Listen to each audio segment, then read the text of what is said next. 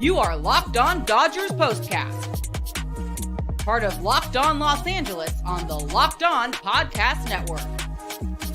Your team every day.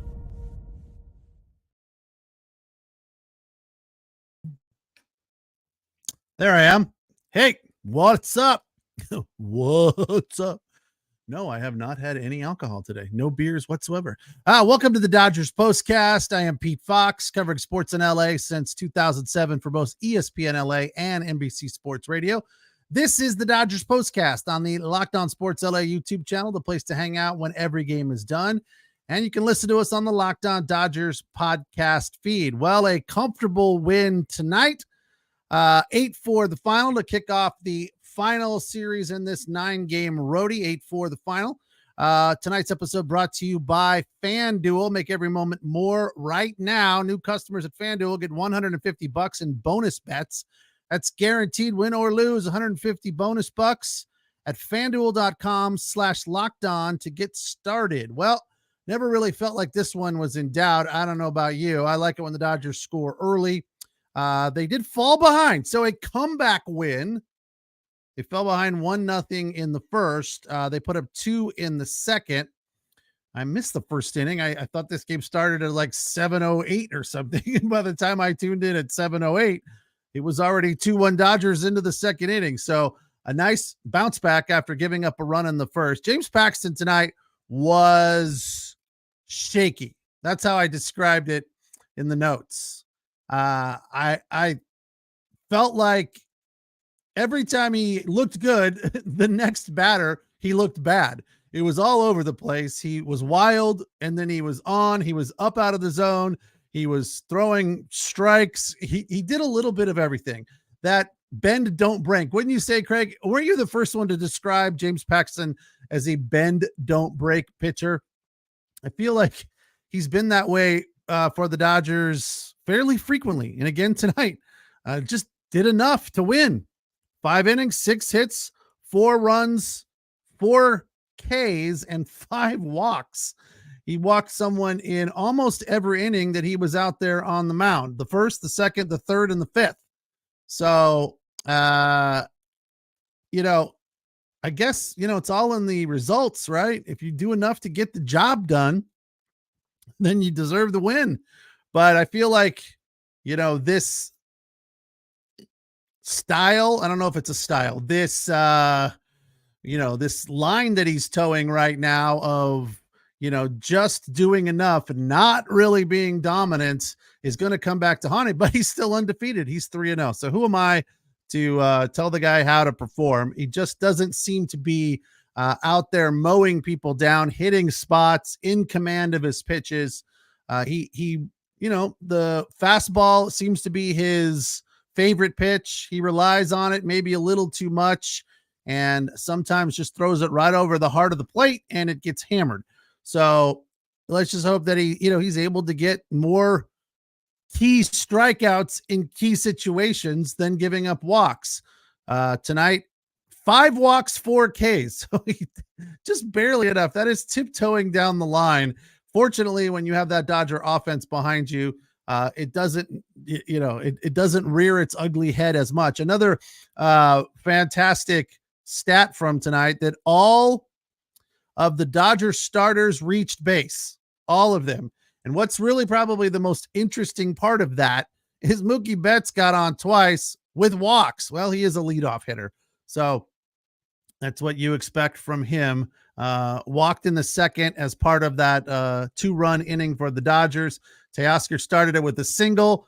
Max Muncy got on with a hit by pitch, and then KiKe had a double. He had a big night. Pa has a sac fly RBI, and then Ohtani grounded into a double play to just absolutely kill the rally. But again, Ohtani, 2 hits, average at 341, slugging 635, and his on-base percentage is 405.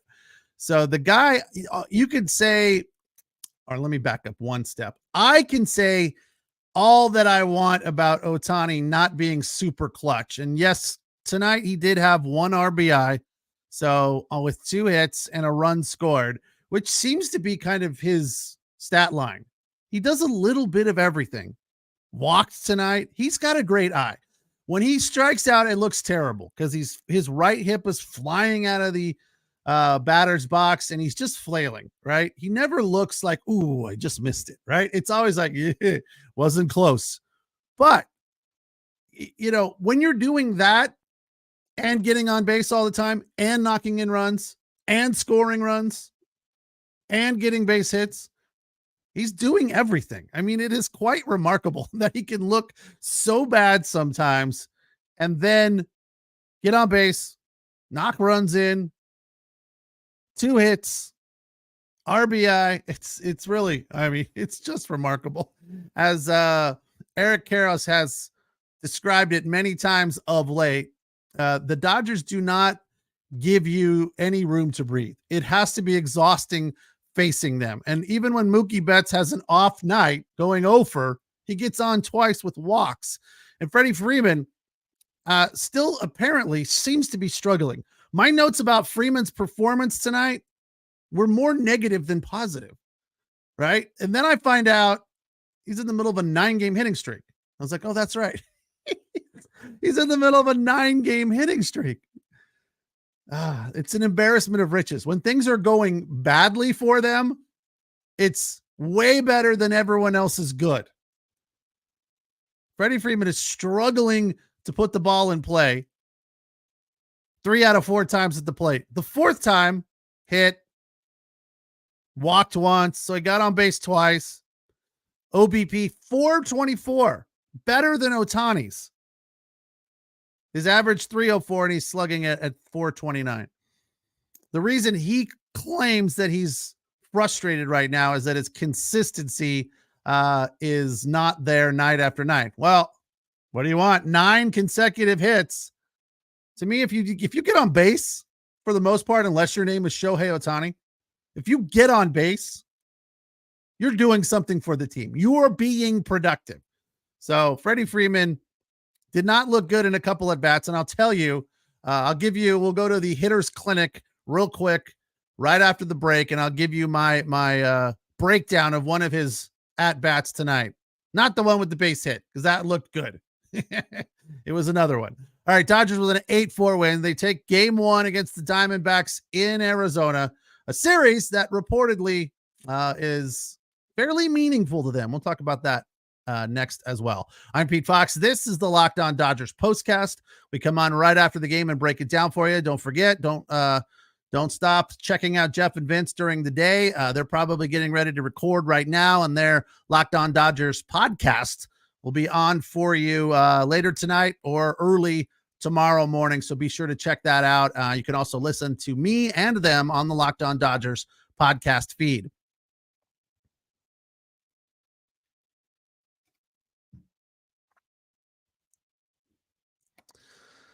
All right, tonight's show is brought to you in part by DoorDash. Mother's Day right around the corner, and getting something cool and thoughtful for mom is definitely something you need to do, and you can do it with DoorDash. Surprise her from wherever you are. If you're not in the same town, if you can't just drive over there half an hour to an hour away, you could surprise her with fresh bouquets. I'm sure they have tons of options for candy, cookies. Maybe it's some tech, gift cards. That's a great idea to get something for mom, or self-care treats, maybe some bath bombs.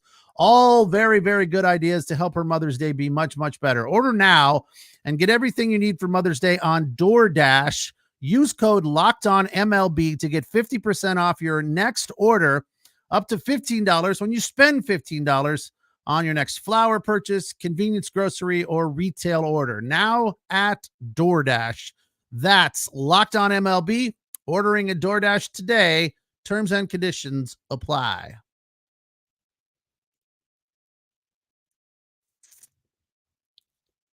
All right, Dodgers with an 8-4 win. We'll get to the Diamond Dogs list. Not usually always loaded up with the guys that knocked in runs, but tonight it is. Sadly, Freddie Freeman did not make the list, but there was one at bat. I want to say it was his second at bat in the 3rd inning. Caught a ball on the outside portion of the plate and tried to pull it. And I think they spent a whole at-bat, the next at-bat in the fifth inning, talking about, because I guess his dad was there at the game in Toronto, and they talked about how he and his dad, when he was a kid, would just, after school every day, just go hit buckets and buckets of balls. And the one big main message from his dad to him was, do not try to pull the ball. Try to hit the ball the other way, over the shortstop's head as a left-handed hitter. And that's where Freddie Freeman is at his best. He knows that. We all know that. So when he does that, it looks so easy. So when he catches that ball on the outside part of the plate and he's trying to pull it, it looks bad. It's obvious. And tonight we saw that. But fortunately, he didn't make too big a deal of it. As I said, he continued his 9-game hitting streak and got a base hit. Had a run scored as well. Batting average at .304. Will Smith. Whoo, what a bomb from Will Smith. That was so pretty. The perfect depiction of why I love his swing. Fastball right over the plate. See you later to the deepest part of the ballpark, which will lead me now into the Diamond Dogs list. For number 5 tonight, the KiKe Hernandez double on an 0-1 changeup that got the Dodgers back into the lead after falling behind in the first inning.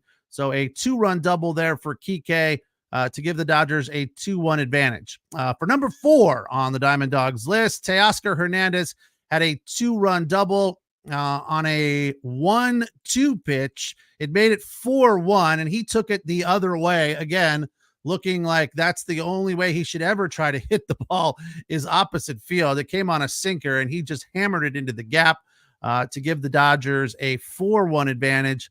That came as part of a big fifth inning. It was a ground rule double. Had it not bounced over the fence, it would have cleared the bases because he absolutely hammered it. For number 3, Andy Pajas, a 2-run double. It was a first pitch 4-seam fastball that he also launched to give the Dodgers another couple of runs. Scored Will Smith and Teoscar Hernandez. KiKe Hernandez ended up at third. And that would be the end of the threat in the fifth inning for the Dodgers. But they got out of there leading 6-1, and that would be all that they need. The Diamondbacks rallied a little bit, got back into it. They made it a 6-4 ball game. But Will Smith's home run in the 6th inning made it 7-4. They put one more on in a Shohei Ohtani single. In the 8th inning, it scored Mookie Betts, who got on with the walk. So the Will Smith homer, a first pitch fastball right over the plate, and it was almost like he knew it was coming and was waiting on it because he just turned and burned and launched it to the deepest part of the ballpark.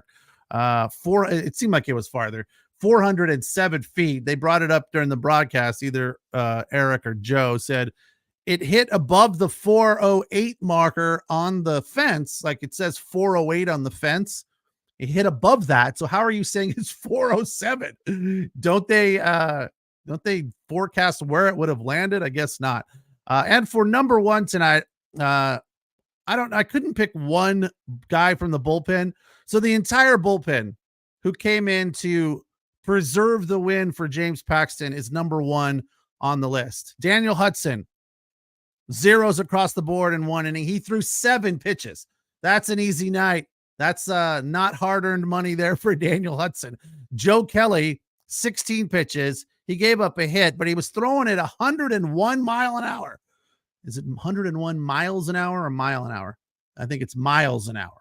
So, yeah, if it's 1 mile an hour, then it's singular. But when it's 101, it's plural. Little English lesson for you there. So, yeah, he was just blowing gas tonight. His ERA starting to come down a little bit, still pretty high at 5.73, but he looked really good. He got a hold, his 6th. Alex Vesia came in, also zeros across the board, except for a walk. He had 1 strikeout, 19 pitches. His ERA is still pretty paltry at 1.76. And Evan Phillips, 1K, zeros across the board, 12 pitches, keeping his ERA sub 1 at 0.71 for the no save, because it was not a save opportunity. So great night for the bullpen. Didn't ever feel like the Diamondbacks were going to rally and get back into it. And without a doubt, the turning point of this game was that Teoscar Hernandez double in the 5th inning that gave the Dodgers the 4-1 lead, because it did feel like the Diamondbacks were starting to rally, and then they did shortly after that, putting up 3 runs there in the 5th inning. Some hits, it wasn't anything like a home run or anything that really got you that too terribly worried. One of them, batters moved up on a wild pitch, part of James Paxton's roller coaster night, up, down, striking people out, wild pitches. It was just kind of all over the place. But when Daniel Hudson got in there, everything calmed down. And I was surprised to learn that Daniel Hudson has been in the league for 15 years. Like, what?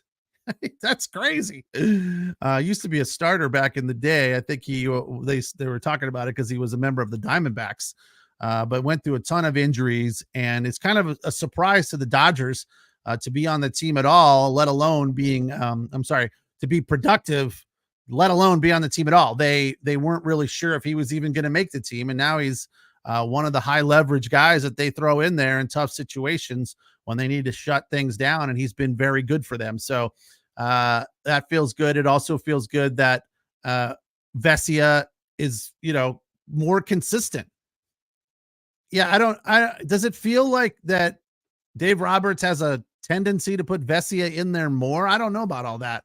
I feel like he's been good enough. He probably likes him more because he's a lefty. I think that's a big part of it there, Craig.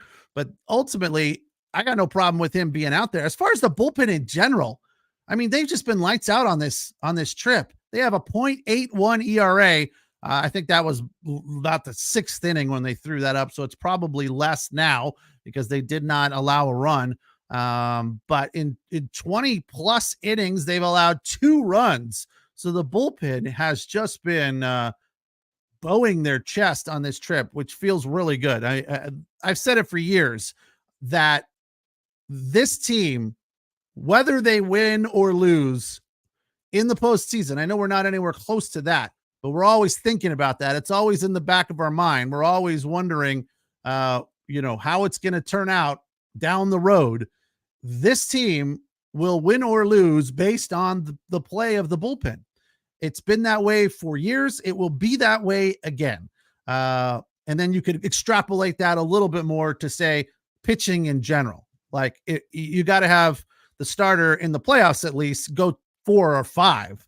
I guess 3 would be acceptable, but that's just on the border of not being good enough.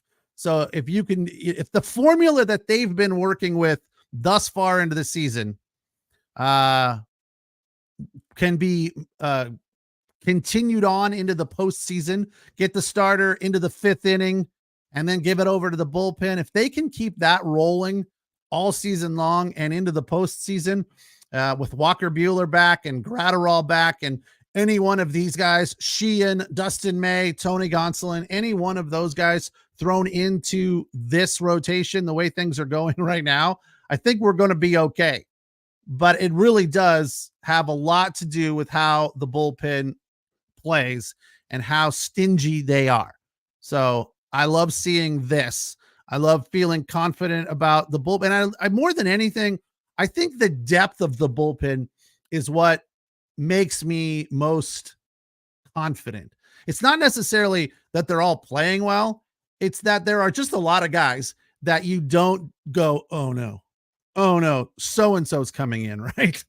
I'm sure you guys have a guy that you say, I know when I was a kid, my mom, huge baseball fan, still to this day at 97, watches the Dodgers every day, unless she forgets because the game's on too damn early. Used to be a huge Angel fan as well, but has become a more of a Dodger fan lately for whatever reason. She'll still watch the Angels on occasion, who, by the way, had a big win tonight over the Philadelphia Phillies, who also have 19 wins like the Dodgers do. So congrats to them. But there is this guy that used to, I think he was a catcher for the Dodgers. Joe Ferguson, for whatever reason, this is 100 years ago. This is like the 70s, maybe the 80s, but for whatever reason, whenever Joe Ferguson would come into the game as like the backup catcher or a pinch hitter or whatever, my mom would get just so ticked off. Ferguson. She just hated Ferguson. And I'm sure that you guys all have a guy in the bullpen that you're like, oh no, so-and-so is coming into the game. I'm not happy about this, I don't know if you caught it or not, but Brazier is heading to the IL.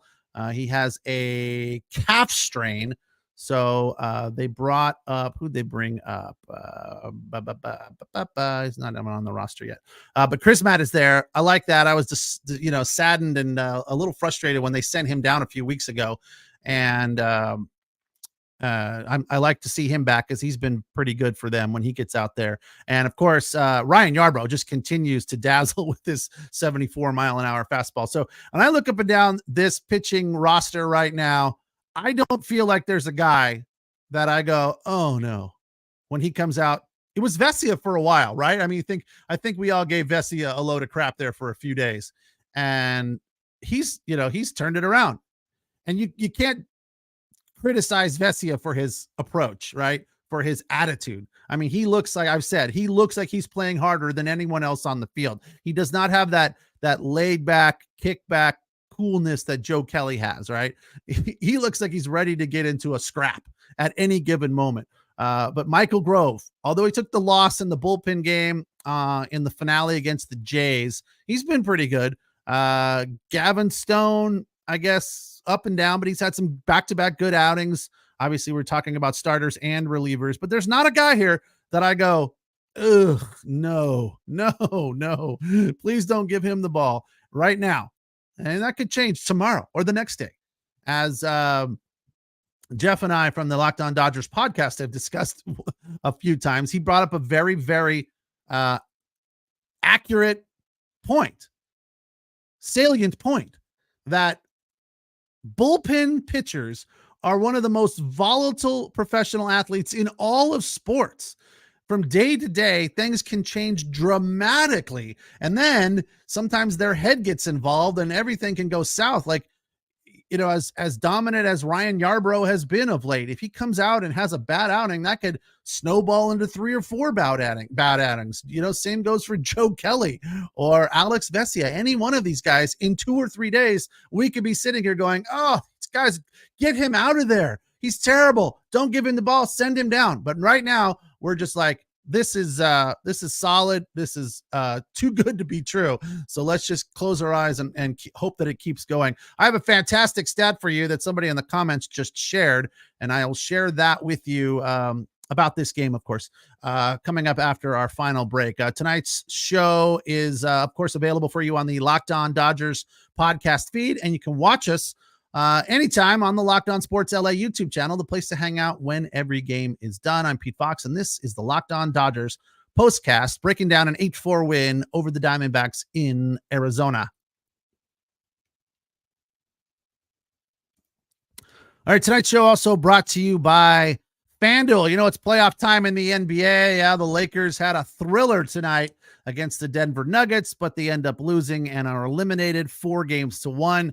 NHL playoffs rolling along as well. The Kings are with their backs against the wall. They're down 3-1 to the Edmonton Oilers, heading back to Edmonton for Game 5. And of course, baseball is in full swing, and FanDuel is your place to bet on every game right now. New customers to FanDuel get $150 in bonus bets guaranteed. That's $150 in bonus bets. Win or lose, bet on everything from slap shots to time on the ice, assists, goals, home runs, slam dunks, shooting percentage, fantasy score. It's all available for you there on the app. It's safe and secure and easy to use. What are you waiting for? Visit FanDuel.com/lockedon and make your first bet an automatic win.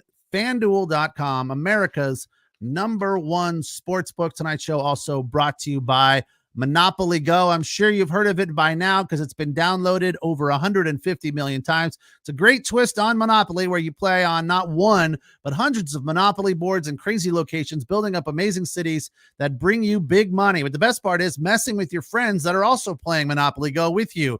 You can charge them rent on your iconic properties just like classic Monopoly, but now You can steal money and rob their vaults and take their riches for yourself. Add your name or increase your status on the leaderboard.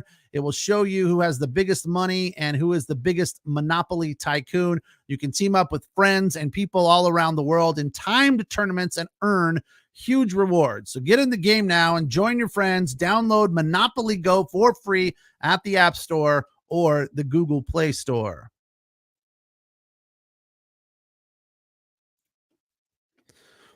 All right, Dodgers with an 8-4 win. This stat right here from Mujo Man was pretty amazing. The Dodgers did not strike out once today, and that's the first time that has happened since 2006. That is pretty amazing. And I mean, look, it's definitely a pat on the Dodgers back for sure, but I think it says it's more of an indictment against the Arizona Diamondbacks than it is a pat on the Dodgers back.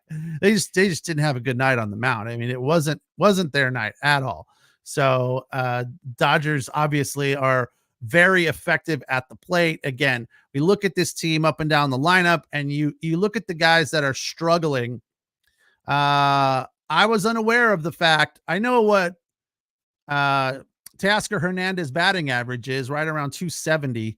263 to be specific, but I was unaware that he leads the league in strikeouts. That's crazy. When you've got a guy that went 2 for 5 tonight, 2 RBIs, 2 runs scored, did a little bit of everything.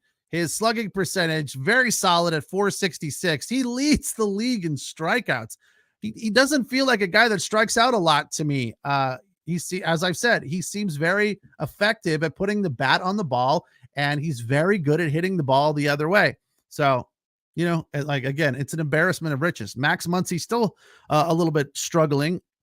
He got on base with a hit by pitch and scored a run. Other than that, 0 for. And KiKe, a really good night, 2 for 4. His batting average at 242, on base 273, and slugging it at 306. And let's give some more love to Andy Pages, in spite of the fact that he's keeping my friend's nephew out of the lineup. He was 1 for 4 tonight with 3 RBI. Had a sac fly and then a 2 RBI single. So James Outman is not seeing the field because of Pages and because of KiKe, right? They're not, and obviously they're not going to move Teoscar out of the lineup, even though his batting average is not great. But when Andy Pages keeps hitting the ball and KiKe keeps hitting the ball, they are going to find places for those guys in the lineup. And the fact that they're both right-handed hitters, right? When there's a lefty on the mound, again, James is a lefty, so he's not going to get in the lineup. So yeah, it's a tough time for James Outman right now. We've talked about it a bunch here, that it feels like he's starting to come out of that slump a little bit, but Doc's not putting him on the field enough because of KiKe and Pages. So as long as those guys keep hitting, I think James Outman's going to be riding the pine a little bit and going to have a tough time getting back into the lineup. So Dodgers put up the 8-4 win. Take the first game of this Arizona Diamondbacks series, a series that they said is meaningful to them, more than just a regular 3-game set in the middle of the early part of the season. Because, of course, the Diamondbacks eliminated them from the series, from the playoffs last year, and went to the World Series. So the Dodgers want this one. And I get it. It doesn't mean anything. It's not like they're going to run out and jump in the pool when they win this series, if they win this series. But when this series is over, if the Dodgers take 2 of 3, I don't think they're going to celebrate like they would if it were a playoff series. But it'll be a, what would you call it? A good feeling. A heartwarming series win. Good for the old ego to get a little bit of revenge on the Diamondbacks who sent them to the golf course last year. Anything else over here that I missed? KiKe's on a hot streak. At least the Diamondbacks didn't steal a bunch of bases. Yeah, the Dodgers didn't do much wrong tonight at all. It was all pretty solid. They, had that one little shaky inning because Paxton was kind of laboring a bit. But other than that, once he got out of there and the bullpen came in, it was over and done with. A couple of extra insurance runs. That's always a good feeling too, right? When you have a big inning and then the other team rallies to get back into it to make it a 2-run ball game, and then you come right back and add on. That's such a confident feeling. Like, yeah, that's what I'm talking about. I love that. And we can thank Will Smith for that bomb, which was dead center home run, the only homer of the night for the Dodgers, who, again, everybody got on base, even Mookie, who was 0 for. He had 2 walks. Muncy got on. It's just a weird way, right? That they all got on base. 2 of them didn't have a hit, and Max Muncy didn't walk. He got hit by a pitch. So, hey, whatever it takes, right? Get on base anyway, anyhow, whatever it takes. That's what you do. So good win for the Dodgers. Let's hope they can come back tomorrow and get game 2 and take this series. Tomorrow, again, I believe it is a 7-ish start in the desert at Chase Field. Let's confirm that for you right now. 6:40, so a little bit early. Maybe it started at 6:40 tonight. That's why I missed the first inning. I thought it was 7. It was 6:40. Oops, my bad. I'll be there for the first inning tomorrow. Don't worry. Landon Knack versus Jordan Montgomery tomorrow night. And I don't think it's going to be as busy for all the other sports around the Los Angeles area. I know you guys were switching back and forth. I was even doing it a little bit between the Laker game and the Dodger game, checking out the Angels. I think the Kings are off for another day, so we don't have to deal with them tomorrow. We'll just have Dodger baseball, so that'll be nice and easy for the watching pleasure. I will catch you then. Again, game underway at 6:40. Landon Knack will get the start for the Dodgers, who look for their 20th win on the season. Thank you for joining me here on the Locked On Dodgers postcast on the Locked On Sports LA YouTube channel. And you can listen to us wherever you download your podcasts on the Locked On Dodgers podcast feed. Have a good night. We will talk tomorrow.